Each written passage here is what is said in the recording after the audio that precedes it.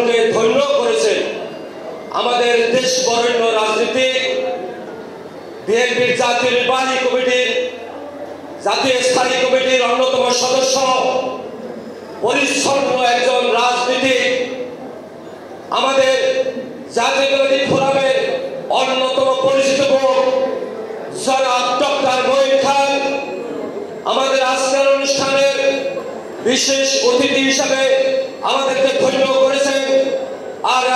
আর এক শ্রমিক রাজনৈতিক উজ্জ্বল নক্ষত্র, আমাদের বরিশাল মহানগরের সাবেক সভাপতি, সাবেক মন্ত্রী জনাব অ্যাডভোকেট মুজিবুর রহমান, আমাদের আজকের অনুষ্ঠানের প্রধান বক্তা, শ্রমিক রাজনীতির অহংকার, জাতীয়তাবাদী শ্রমিক দল কেন্দ্রীয় সংসদের বিপ্লবী সভাপতি জনাব আনোয়ার হোসেন আনোয়ার ভাই, মঞ্চ উপবিষ্ট জাতীয়তাবাদী শ্রমিক দল কেন্দ্রীয় কমিটির সাবেক যুগ্ম সম্পাদক, আদমজি জুলমিলের সাবেক সিনিয়র নেতা, বয়োজ্যেষ্ঠ শ্রমিক নেতা জনাব বীর মুক্তিযোদ্ধা জনাব আবুল খায়ের খাজা, উপস্থিত আছেন আমাদের শ্রমিক দলের যুগ্ম সম্পাদক জনাব মুস্তাফিজুর রহমান মুস্তাফিজ ভাই, মঞ্চ উপবিষ্ট আছেন আমাদের বর্তমান সময়ের আইকন, যিনি আমাদের বাংলাদেশ ব্যাপী বর্তমানের আমাদের আগামী দিনের রাষ্ট্রনায়ক তারেক রহমানের বিভিন্ন প্রক্রিয়া বাস্তবায়ন করার সহযোগিতায় আছেন কেন্দ্রীয় নির্বাহী কমিটির অন্যতম সদস্য জনাব আব্দুল সাত্তার পাটোয়ারি, উপস্থিত আছেন বাংলাদেশ জাতীয়তাবাদী দল বিএনপি অঙ্গ সংগঠনের বিভিন্ন নেতৃবৃন্দ এবং ঢাকা ও চট্টগ্রাম সিএনজি অটোরিকশা ঐক্য পরিষদের জাতীয় নেতৃবৃন্দ, সম্মানিত সাংবাদিক ভাইরা, সুধীমণ্ডলী, উপস্থিত সকলকে আমি আজকের এই দীর্ঘ 17 বছর পরে আমরা দাঁড়িয়েছি।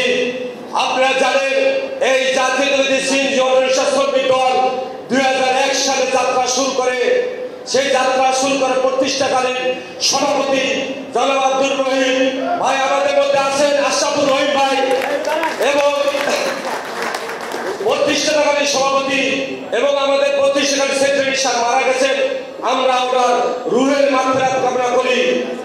তারপর থেকে আমরা দিন করে এই একমাত্র জাতীয়তাবাদী দল থাকার কারণে আমরা এই দীর্ঘ 17 বছর আমরা ফেরাউনের সাথে সম্পৃক্ত হতে পারিনি। আমরা কোনো আন্দোলন সংগ্রামের ডাইরেক্ট এই শ্রমিকদের সাথে নামতে পারিনি। আমাদের শ্রমিকরা জীবন দিয়েছে।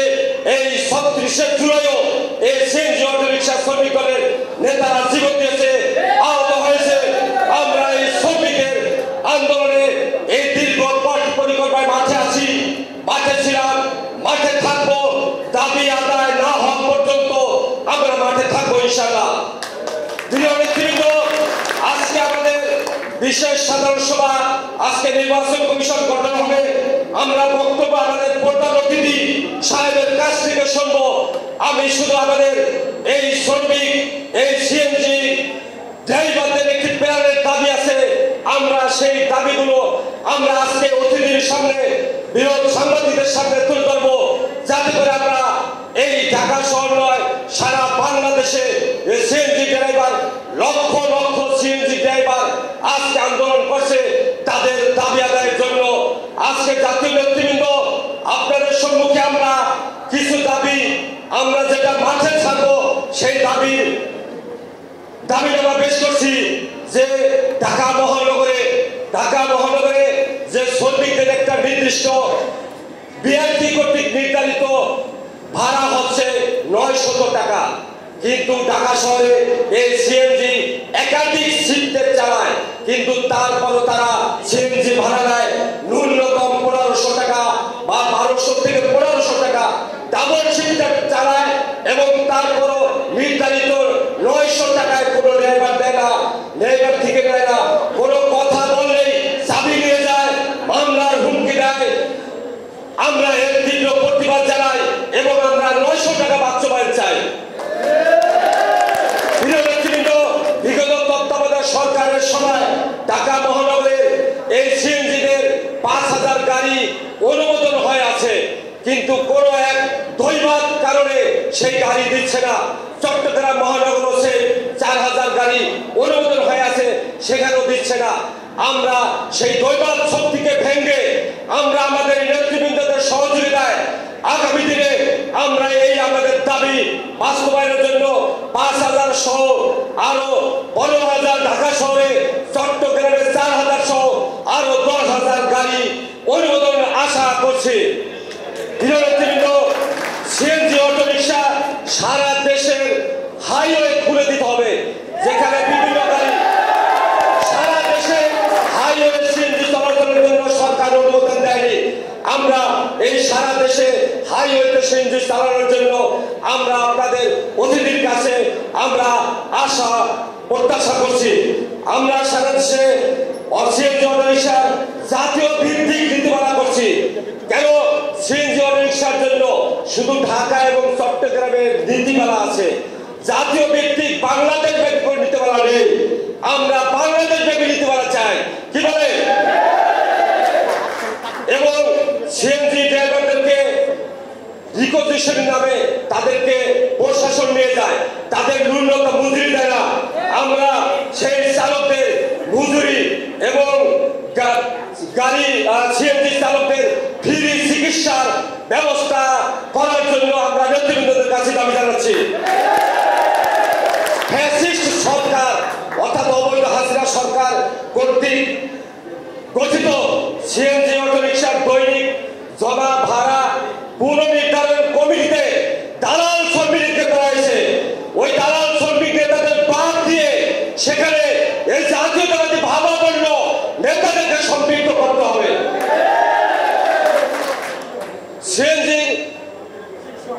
সিএনজির দৈনিক জমা তো নির্দিষ্ট হারে নিচ্ছে না, বরং আরো ভাড়া বৃদ্ধির জন্য ষড়যন্ত্র করছে। আমরা সেটারও প্রতিবাদ জানাচ্ছি।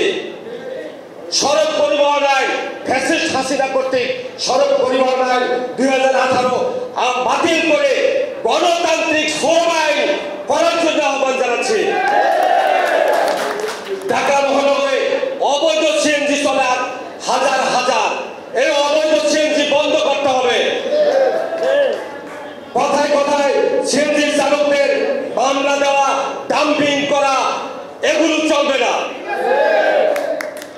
ঢাকা মহানগরে সিএনজি চালকদের আবাসনের ব্যবস্থা করতে হবে।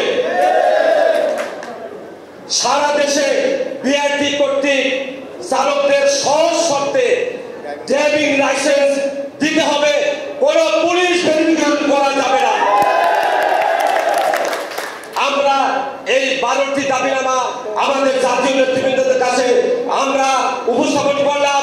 আমরা যৌক্তিক দাবিগুলো আমাদের আগামী নির্বাচনে অবশ্যই বাংলাদেশের মানুষ, এদেশের কোটি কোটি মানুষ এই দেশনেত্রী বেগম খালেদা জিয়ার গণতন্ত্রের মা খ্যাত বিশ্বের একজন মজলুম নেত্রী দেশনেত্রী বেগম খালেদা জিয়াকে সরকার গঠন করে আমাদের ন্যায্য দাবিগুলো আমরা আদায় করার জন্য রাজপথে ছিলাম, আছি, থাকবো। প্রিয় নেতৃবৃন্দ, আমার বক্তব্য দীর্ঘায়িত করবো না। আমি একটি কথা বলবো যে আজকের এই জাতীয় নেতৃবৃন্দ এবং এই সাংবাদিক ফোরাম এবং জাতীয় শ্রমিক দলের কেন্দ্রীয় কমিটি সহ সারা দেশের শ্রমিক নেতৃবৃন্দ আছেন।